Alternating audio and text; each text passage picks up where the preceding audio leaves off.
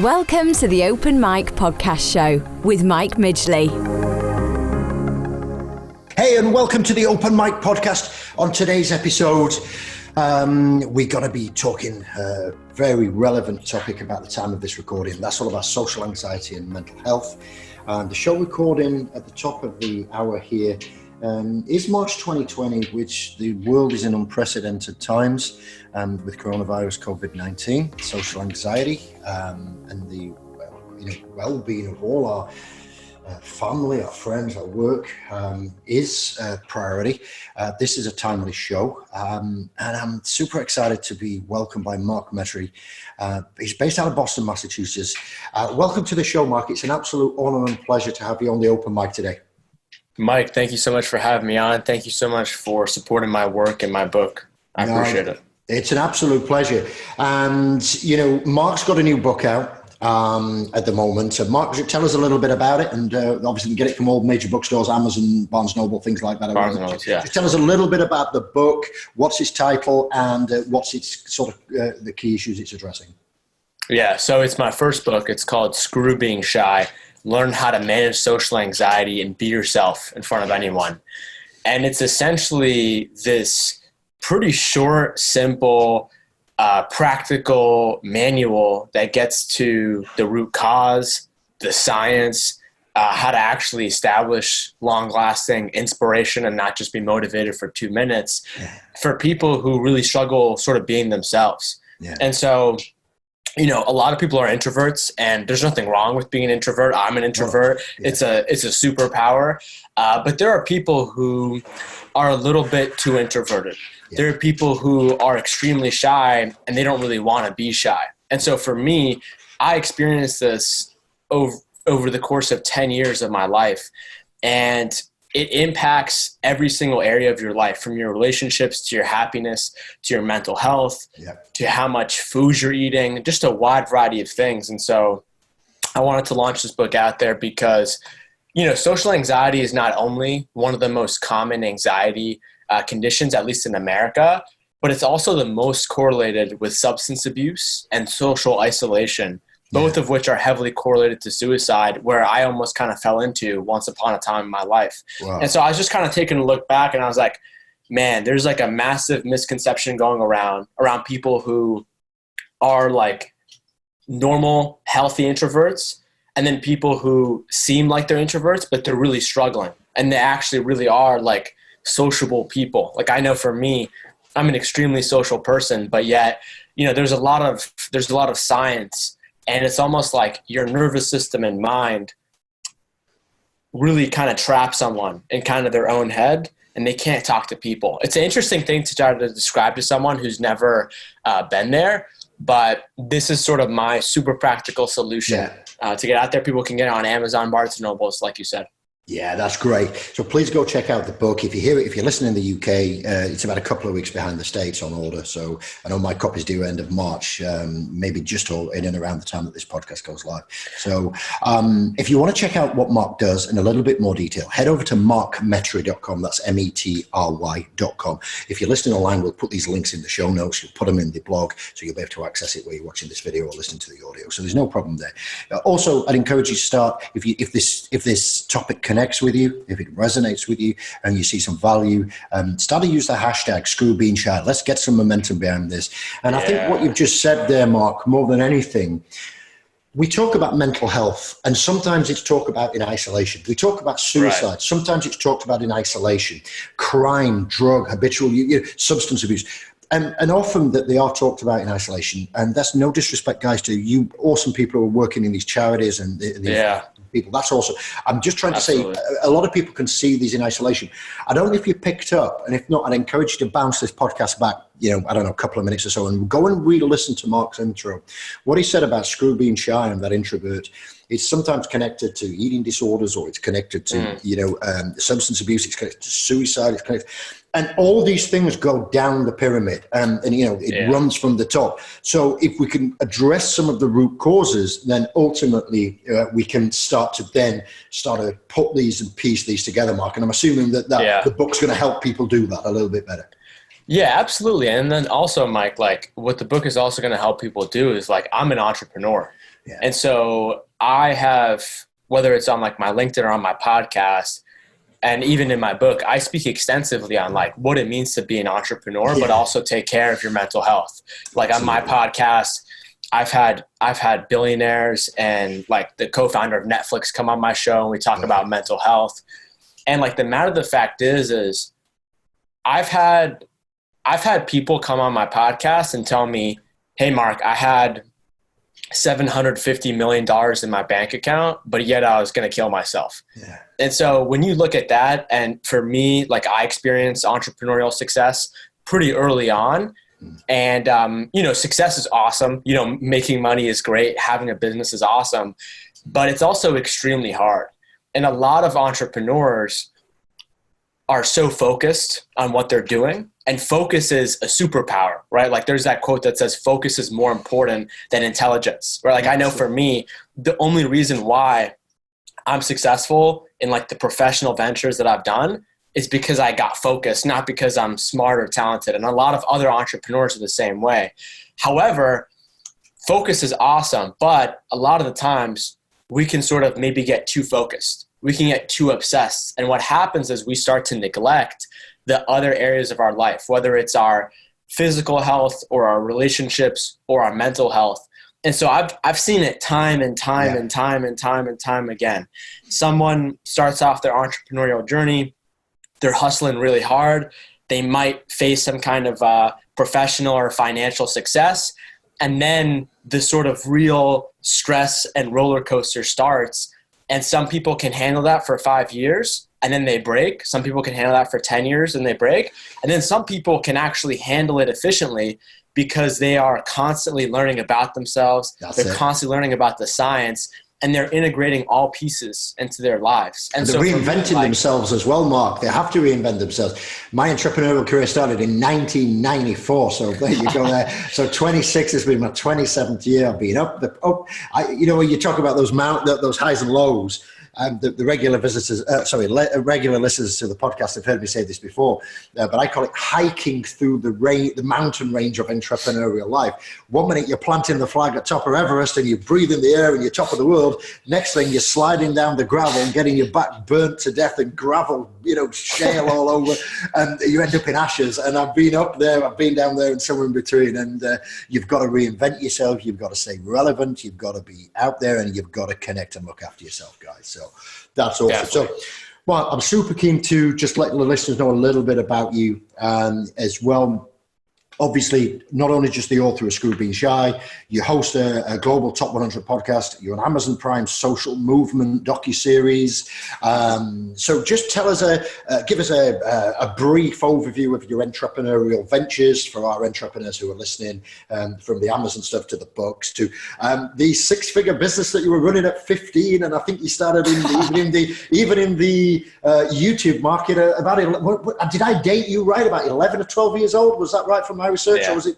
Yeah. Tell us a little bit more about this. You're going to hold on to your hats, guys. This is pretty awesome. Over to you, Mark. Yeah, for sure, man. So here's the thing, right? So when I was like 9, 10, 11 years old, I faced some traumatic events that caused me to, in turn, develop poor mental health and poor physical health.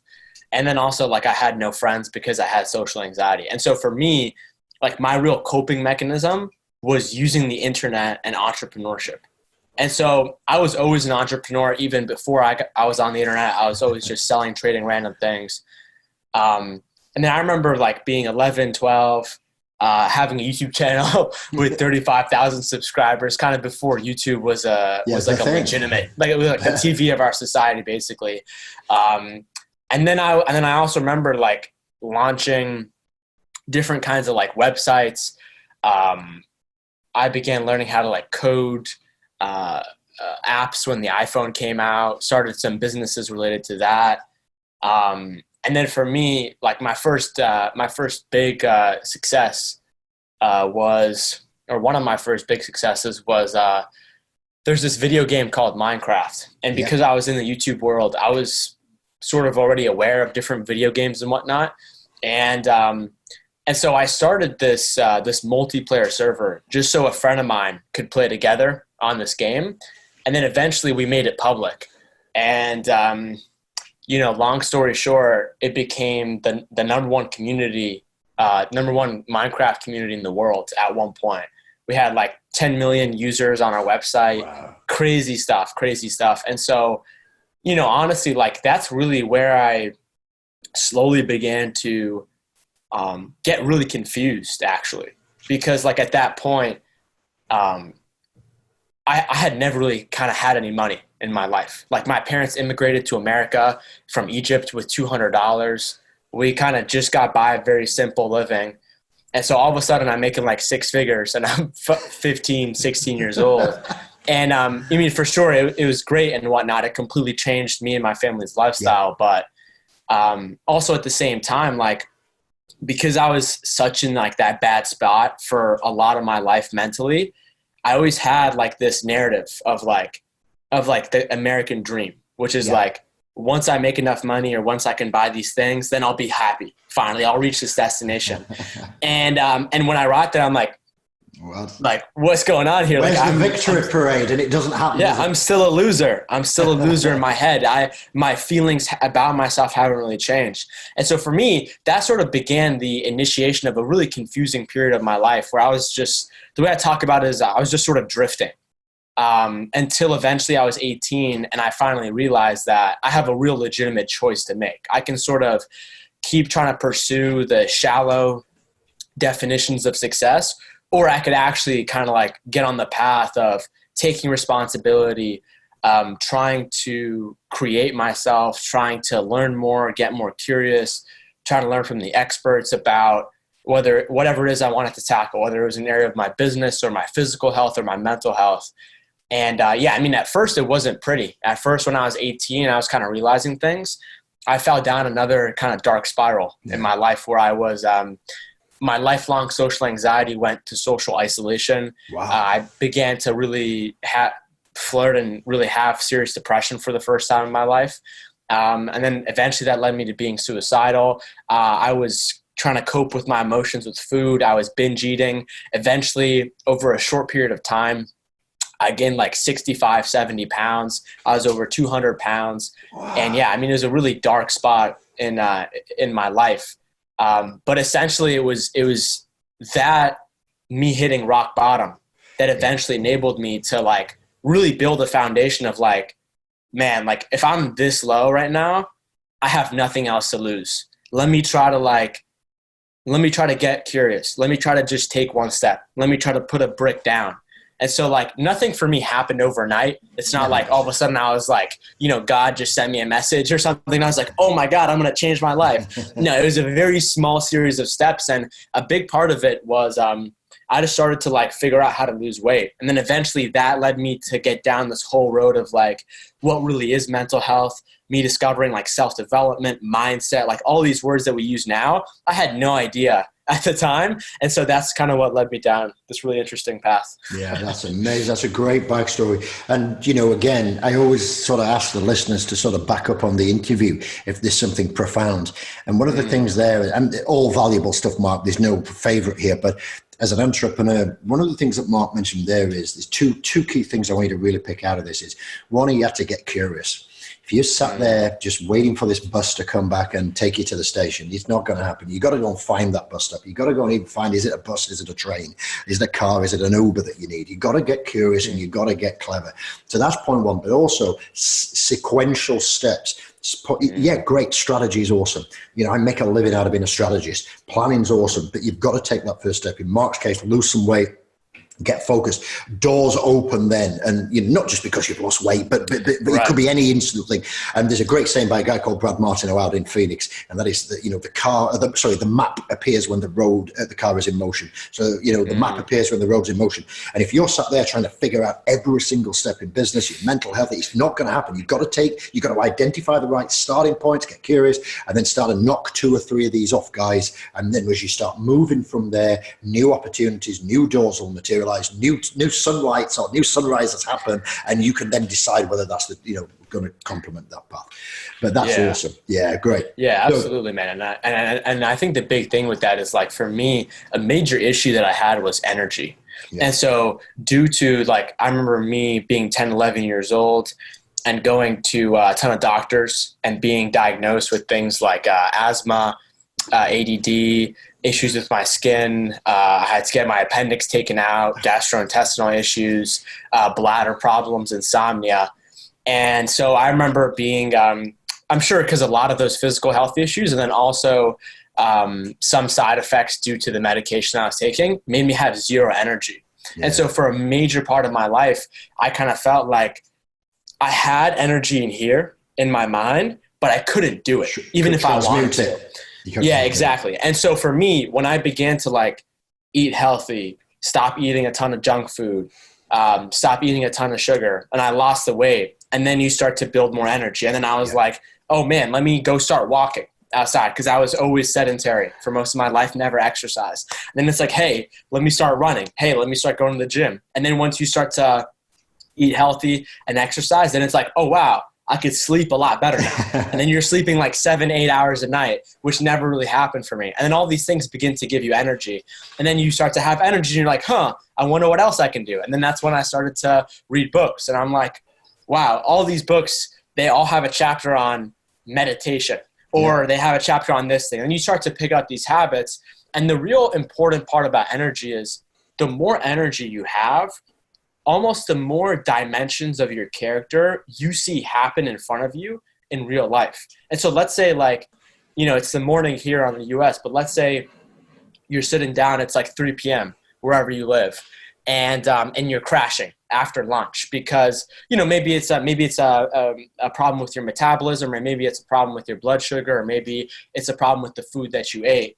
And then now you're just sort of like chilling out at the couch.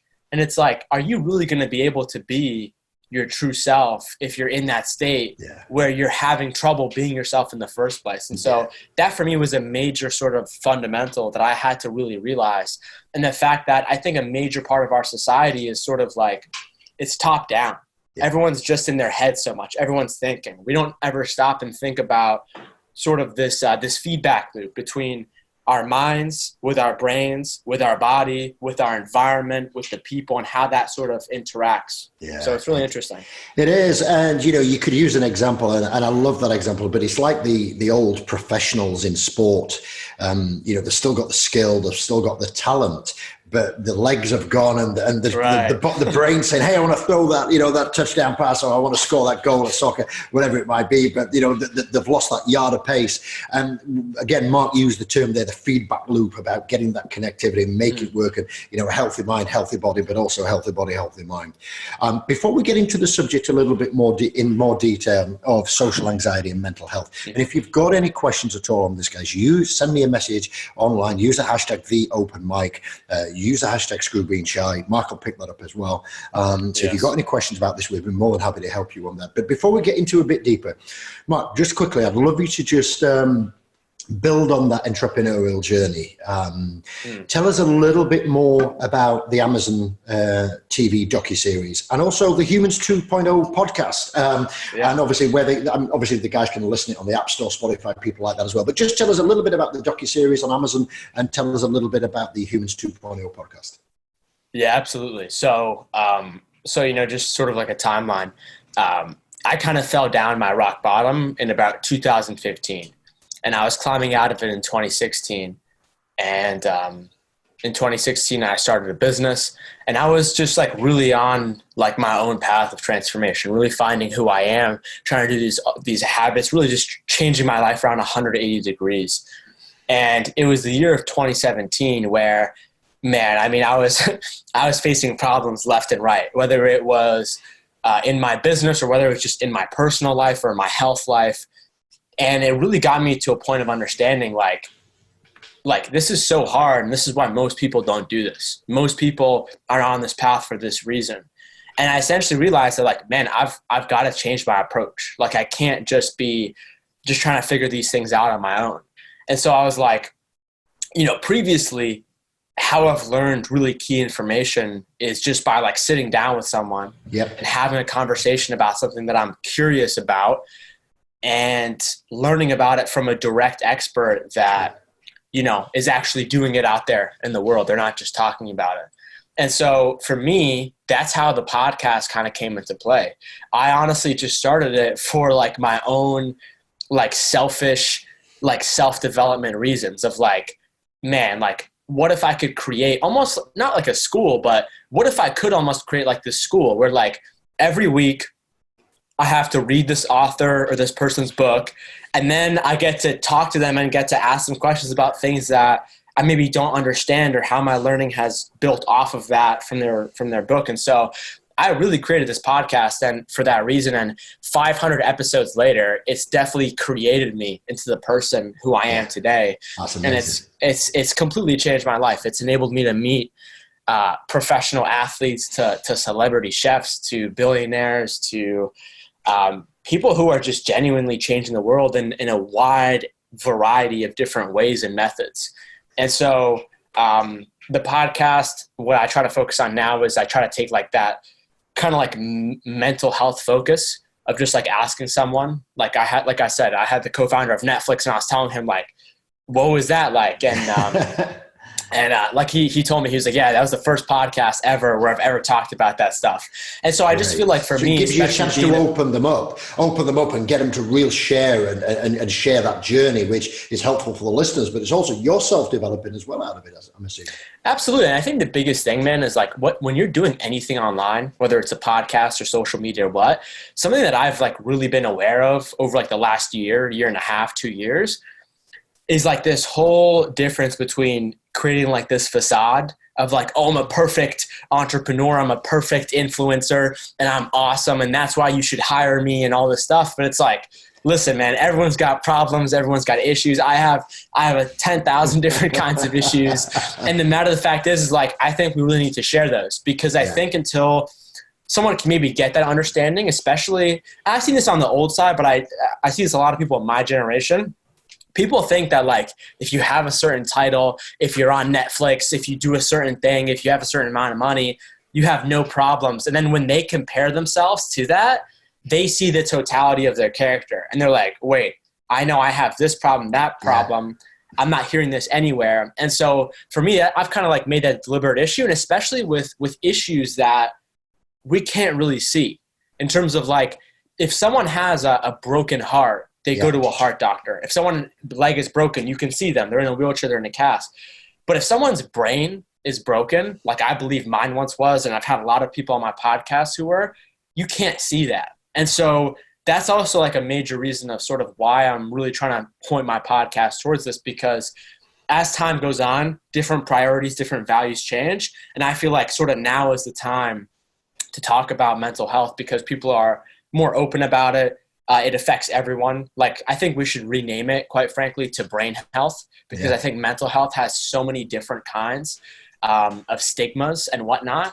And so, yeah, I mean, it's really interesting. And then in terms of the Amazon Prime documentary series, so there's this documentary series I was invited to be on called The Social Movement. Yeah. And essentially what this is it's the conscious version of Shark Tank. And so instead of just trying to like make companies and make money, the whole point of it is there are 4 major issues, and there are 4 teams that have to solve these major issues by creating an actual like sustainably viable business that can tackle this. And so the problem that we've got to tackle is reinventing the education system.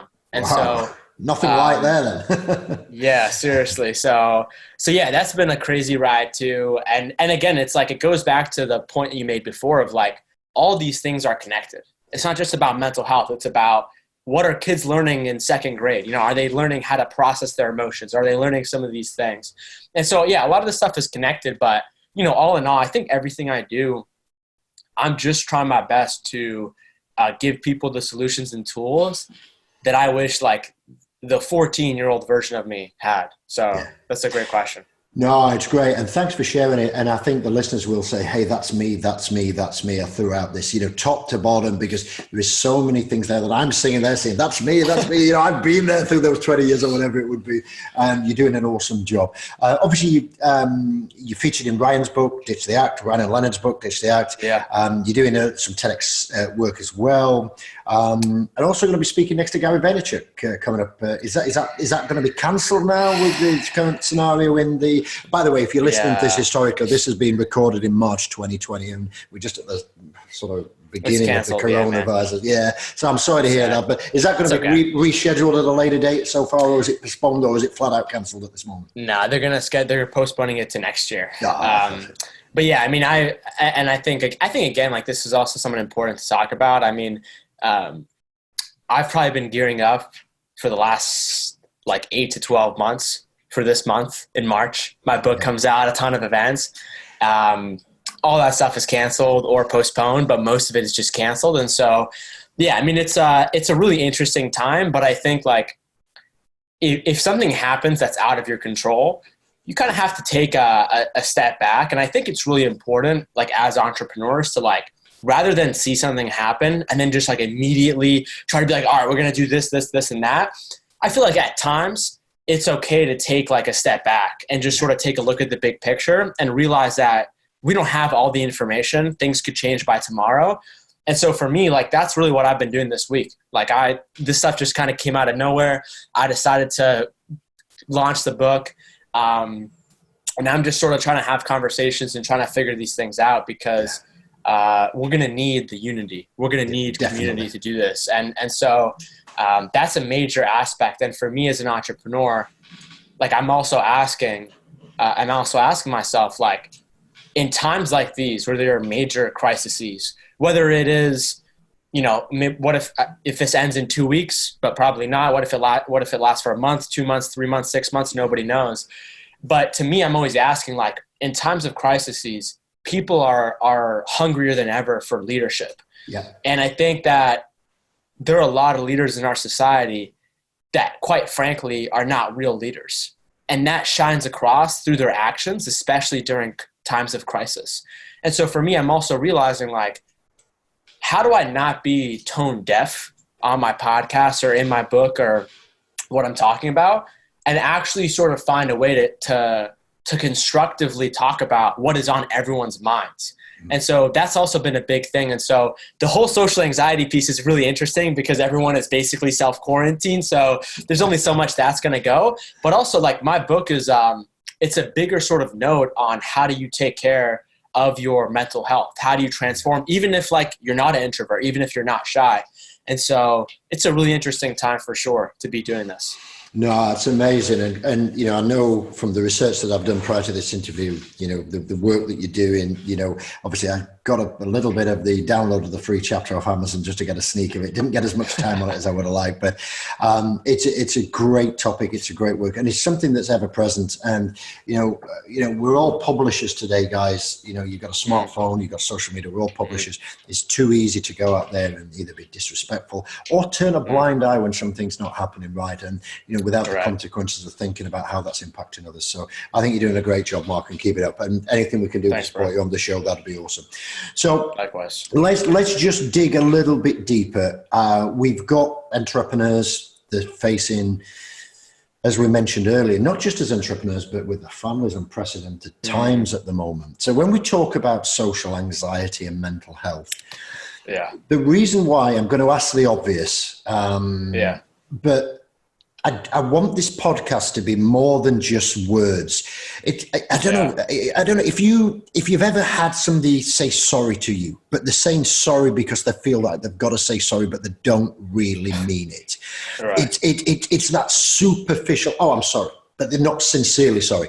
So when we talk about social anxiety or mental health, there are people out there who will throw and batter that around in that superficial light, Mark. But for those who are really wanting to get to recognize this, one of the hardest things that you'll ever find to do is admit yourself. Like, you've got to go to the local AA clinic. You know, you've got to raise a hand and say, I'm an alcoholic. I need to stop drinking. Help me. So help us understand that, Mark, when we talk about social anxiety and mental health, what is it really? And how can people sort of identify, address this? And is there some common things that you would say, hey guys, start here? Yeah, absolutely. That's a great question, man. So first and foremost, you know, I define mental health as, this is applicable to everyone in the same way that if you have a physical body, you have physical health. And so if you have a brain, mental health is not like this thing that is reserved for a certain portion of the population. And we now know that you could be completely healthy, and through decades of abuse, knowingly or unknowingly, you could be 60, 70, and your brain can develop some sort of a mental health condition, whether that is mood disorder or paranoia, or maybe it's a cognitive disease like dementia or Alzheimer's. All these things are connected. And so when you look at someone's mind, you have to look at the physical organ that that's housed in, which is the physical brain. And so, there's a lot of different ways I could go with this, but what I've really learned in my research is that, and not to get too empirical, not to get too black and white, I really do believe that our experience is a series of our brains firing neurotransmitters, brain chemicals being secreted, our body, our cells interacting with each other. And so like they've shown that mental health is usually a cause of some early psychological trauma that was never dealt with. Yeah. And the negative programming that happens to someone because of that. So for example, like me, I actually realized that a major reason why I had social anxiety was because when I was 9, 10, 11 years old, I ended up going to the school with 5,000 people in a really small town. And the really interesting part about this town was there was no racial diversity. And this was also at the time of post 9/11 in America. And so I'm Egyptian, and so faced severe amount of racism, bullying, abuse, things like that. And then when I was 18 and I was suicidal, and I had all these thoughts telling me I suck and I'm a loser, I'm never going to amount to anything, I shouldn't talk, nobody likes me, I realized that a major part of those thoughts were actually internalized from my past traumatic experiences from when I was a kid. Yeah. And so that is like one of the biggest pieces to understand. And then when it comes to like neurotransmitters, I think that's extremely important, because if you walk up, like to your point before, if you walk up to someone who has a mental health issue that you don't know or you do know, and you tell them like, hey man, just be more positive. Hey man, just try harder. Yeah. The matter of the fact is like, I think that's a major issue. And I think a lot of the entrepreneurial community has quite frankly misdiagnosed people with mental health problems as a lack of motivation or having no excuses. And so for me, I try my best to take a scientific approach, because that's how, like, if you look at scientific studies, that's how they're evaluating it. And so this key neurotransmitter comes up, which is serotonin.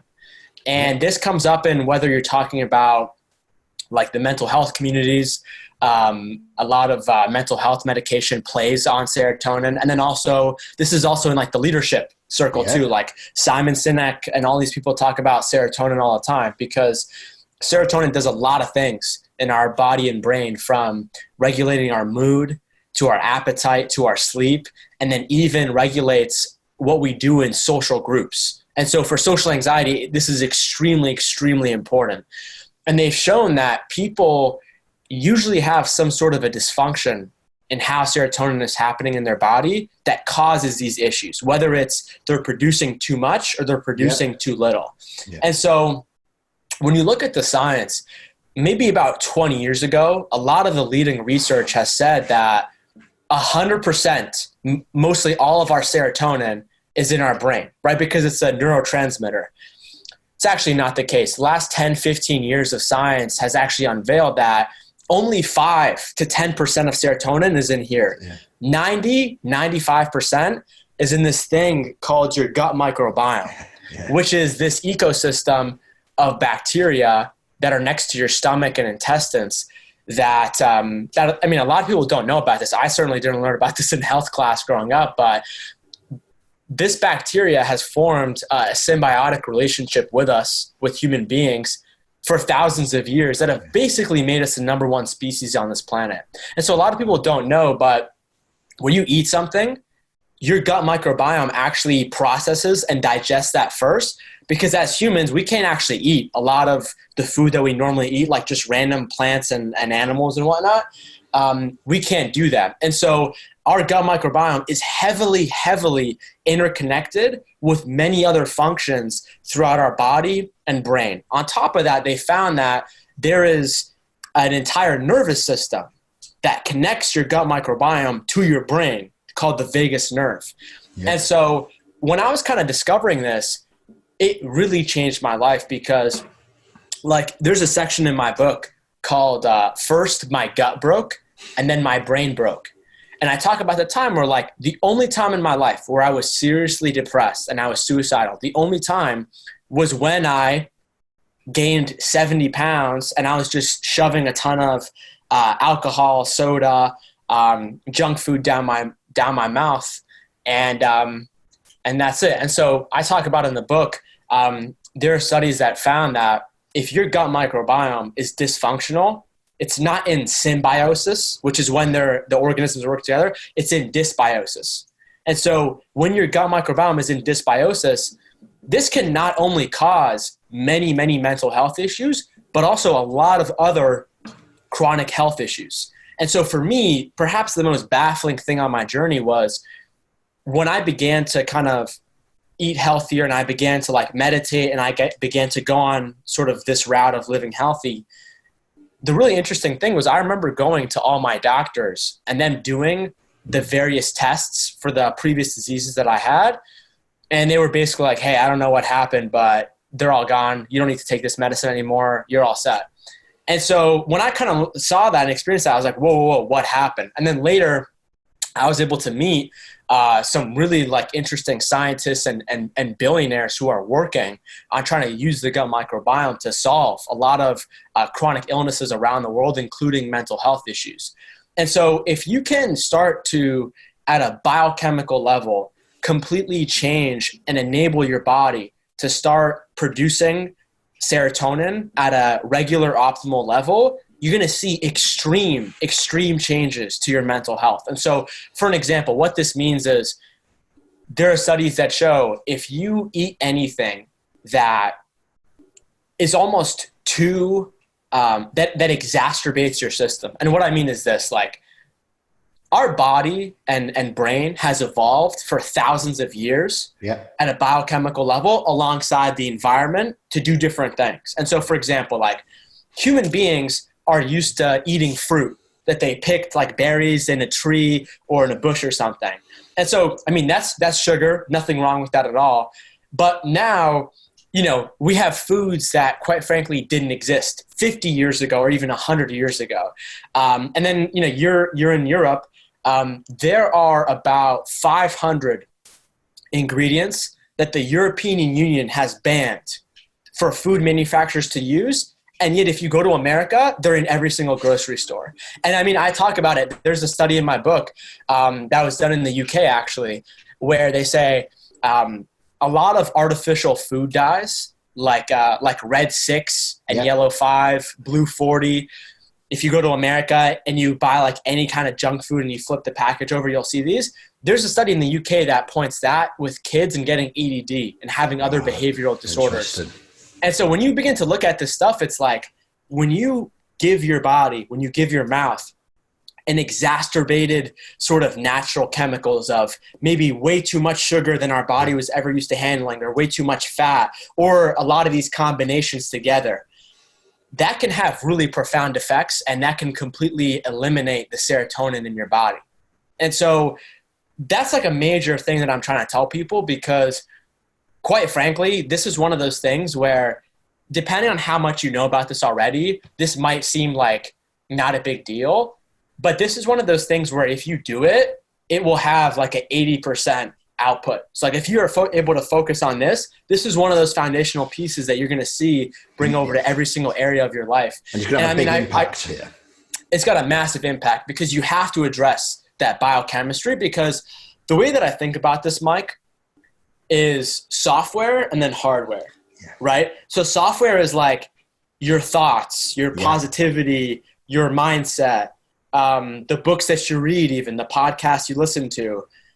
And then the hardware is whatever the software is running on. And so if your mindset is being powered by your brain, and then your brain is being powered by your body, or vice versa, you've really got to take care of that. And the analogy that I make in my book is like, listen, like you could have the best version of iOS on your iPhone. You could have iOS 13 or iOS 14, iOS 15. But if you're trying to install that on like a outdated iPhone 2 that's super slow, like you're just not going to get that far. Yeah, sure, you might like be able to change some things on the top, but for me, and I'm super glad that ever since like kind of my dark time, I haven't really fell back into that state of mind. And for sure I have problems. I don't, not every moment of my life is positive or whatnot.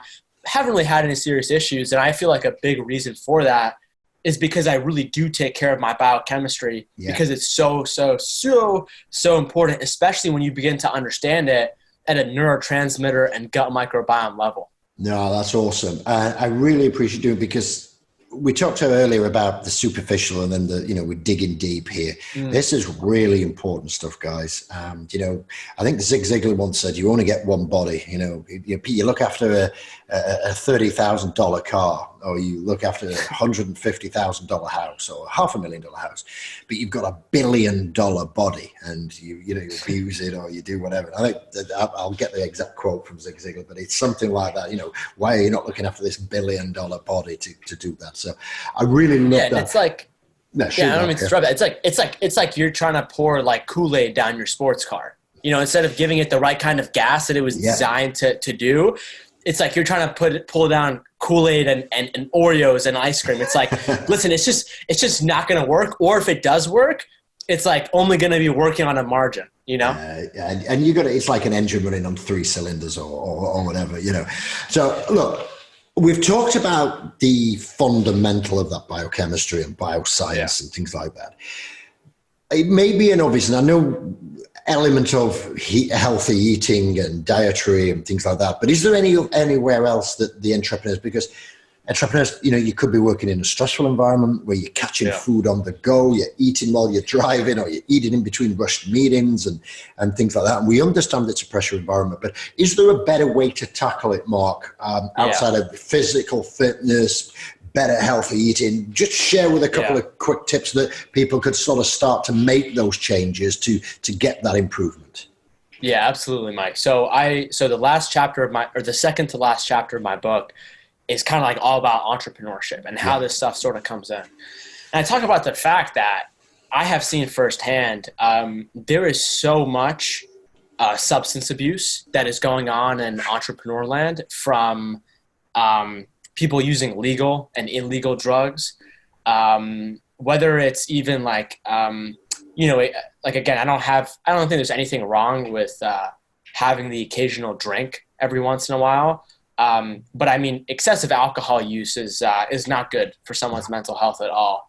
And so there is so much of that runs rampant because entrepreneurs, they're so focused and they're using that stress of running a business to hustle and to take action. That's great.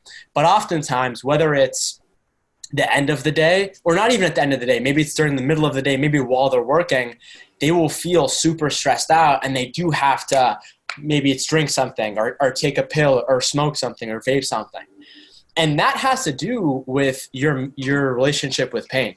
Yeah. And so for me, one of the biggest things, and I would even say like even more than food, because food can definitely change, but this is sort of the underlying mechanism, is it's all about your relationship with pain in terms of like, what do you do when you're upset? What do you do when you're confused? What do you do when you're uncertain? What do you do when you're afraid? What do you do when you're tired? What do you do when you are depressed? What do you do when nothing is working?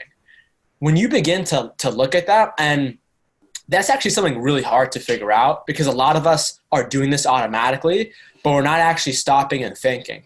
And so for me, the way that I gain clarity is just by kind of sitting down with myself and pulling out a piece of paper and just trying to figure out like, what do I do? And then as sort of the days went on, just sort of being more observant of my behavior. That's it. His observance is massive. Yeah. And there's a lot of things. Yeah. It's a lot of things. It's like, I drink a lot of coffee, or, I have a glasses of wine, or whatever it would be, whatever you're saying here, listening to the podcast, that can be confused, Mark, as normality. I drink a lot of coffee. Well, it's just coffee. It's part of my day, Right. whatever it be. And if I'm being honest, I probably drink too much coffee than I should do, but I don't drink at all. I'm totally Me too teetotal. sometimes. Yeah, I'm totally teetotal. I don't smoke, no substance abuse. But my vice, if you want to call it that, is coffee. And I'll go through these phases from frothy lattes to just black and then copious amounts of it. And then I'm saying, well, I'm making excuses in my own head. Well, that's the only thing that I do. I don't drink, I don't smoke, I don't do this. And then so I'm classing it more as normality, Mark, when it isn't, is it, is what you're saying? Oh my God. Yeah, man. And I have a subsection in my book about caffeine and coffee. And I actually make this point in my book of so for me, I was grown up, my parents taught me never do drugs, never do alcohol. I think I've gotten drunk just a handful of times in my life. Never really kind of went down that road. And I talk about this in my book. It's if you're someone like that, we often we make this black box in our heads of okay, I'm not going to do all those things. But then everything else outside that box, that's free reign. And so, and so for me, that was abusing food. I've definitely abused coffee before, for sure. But I think the biggest thing with this, Mike, is this. There are negative coping mechanisms for pain, and there are healthy coping mechanisms for pain. So coffee is not inherently bad for you, right? Coffee, depending on what you look at, it could be healthy, or if you push that needle, it's unhealthy, right? And so that's just sort of moderation and balance. But I think the biggest thing is if someone can just begin to look at their behavior and be every time I'm pissed off, I go and I grab a cookie. Yeah. Well, maybe you begin to replace that with something else. And the key that I want to emphasize here is you should not be telling yourself, I'm not going to eat a cookie. I'm not going to eat a cookie. I'm not going to eat a cookie. I'm not going to drink that second cup of coffee. Because you will. Because that's psychology. That's what it says. And so you have to take an additives approach, and you really have to focus on the healthy coping mechanisms that are going to relieve pain. And I have a friend of mine, Nir Eyal. He's the author of Indistractable, who you guys should totally have on this podcast. Awesome. He's a professor from Stanford, and he's endorsed my book. And in his book, he talks about the fact that time management is really pain management. Right. Because the reality is the fact and the state of being a human being, not even just being an entrepreneur, there's a lot of existential, psychological pain that just happens from being alive, from various issues. And so that 24 hours that we're given every day, again, you should have a schedule. You got to calendar it out the same way I do. But a major part of that is pain management. Yeah, and so if you can find healthy ways to relieve that pain, you will find that you're not as pulled to the cookie. You're not as pulled to that thing. And then, of course, with what you said of there is that line of trying to get professional help. Alcohol is a serious drug. There are many people addicted. It's the third leading preventable cause of death in America. And that's a serious drug that people can get addicted to. You've got to go to AA. And it's much better to, come to terms with that and maybe face a temporary period of pain and kind of being able to heal that. And it's a lifelong thing rather than being, 2, 3, 4, 5 years passing by and you die and you leave your family behind. And so it's a pretty deep topic, but it's everyone can begin to do this, whether they do drugs or they don't, whether they drink or they don't, whether they drink too much coffee or they don't. And so I think if you begin to look at this, you will solve a lot of your problems sort of issues. And then the less you're in temporary pleasure, kind of that mind numbing sensation, the more your brain is going to head towards meaning and fulfillment and trying to live your life in a different way. That's Perfect. Not just trying to hop around to different temporary escapes in your head. No, that's awesome. And it is, and it's been that awareness, it's been that, fulfillment. It's just been focused on what we need to do. And there's some great insights there, Mark, and I certainly can't wait to get my hands on the book. Although I think certainly I might just skim read the coffee abuse at the end of the second chapter or something, because maybe that's where I'll start. But as we wrap out of the podcast, Mark, there's a couple of the points. You call it the scientific point and the applicable point. And I know we've talked about bioscience and a little bit of that, but could you just sort of wrap out on that? What do you mean by the scientific point and the applicable point in a little bit more detail? Yeah, of course. So the way that I've designed the book is, first off, it kind of starts off with just a little bit of context around my story, my journey. And then it goes into the root cause of actually how to do this. And I think that any book, any person who talks about an idea and doesn't include the root cause is missing a major part of the conversation. And so instead of because I think you can write a book and you can make it so practical that there's really no point to it. And what I mean is if you don't include the root cause, but you're just giving people all these tips and these hacks, it's there's no through line for someone to actually sort of build this onto their journey rather than just being motivated for 5 minutes or a day or two. It's got to be associated and connect, hasn't it? And that's where it is. Am I there? Have I experienced that?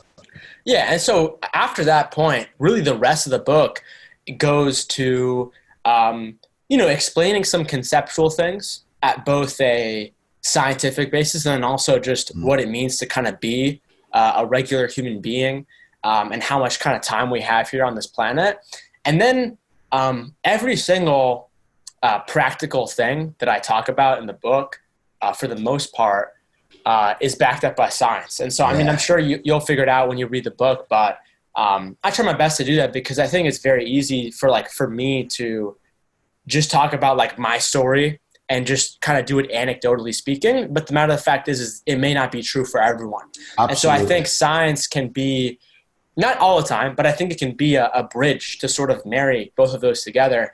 And at the end of every chapter of my book, there are exercises for people to do. That's good. So, I would definitely check it out for anyone who, again, wants to work on their mental health in general.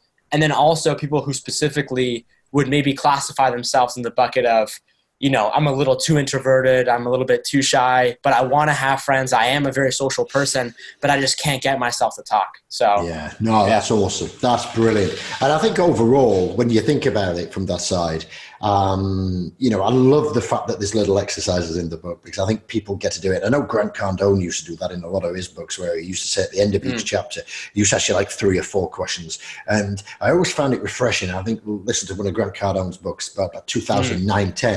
And it's the first time I'd heard it where he'd said, right, and before chapter 2, exercise, and ask you 4 questions out of the paragraph.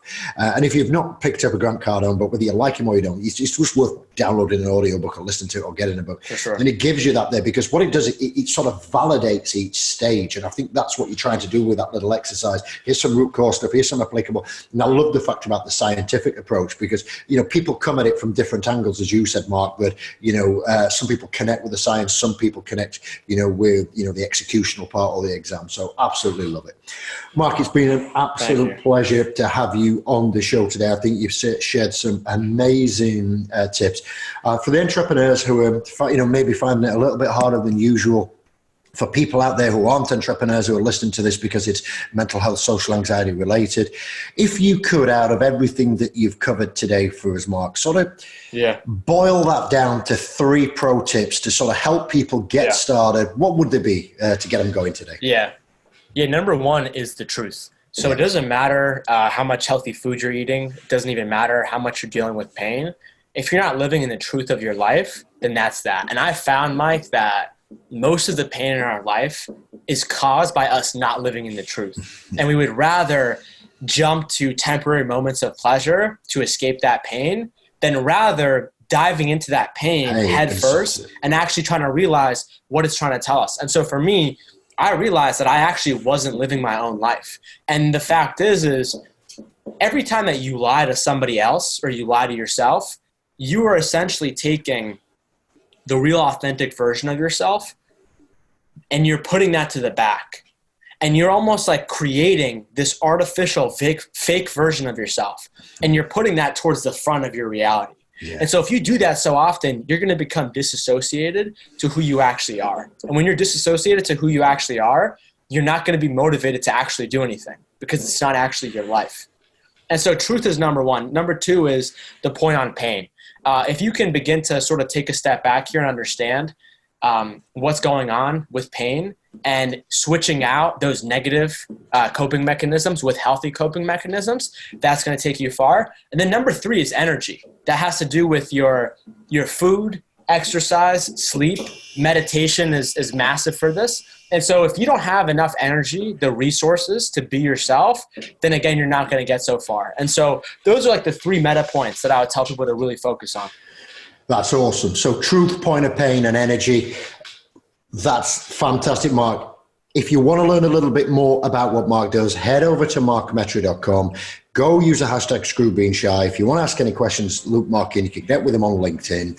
You can buy the book on Amazon, Barnes & Noble, all the good bookstores. Check out the Humans 2.0 podcast as well. Give Mark a listen and a like and a review on there as well. It is a top podcast. There's some amazing guests on there.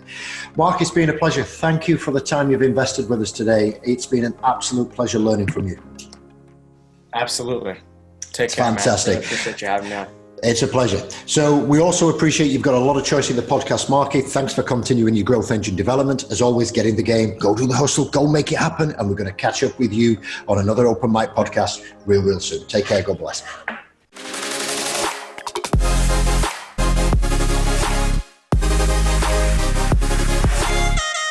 You have been listening to The Open Mic, brought to you by The Success Hub. To find out more and to get the resources we have mentioned in this podcast episode, simply visit blog.thesuccesshub.io and view the podcast section. Thanks for listening, and we look forward to catching up with you in our next episode.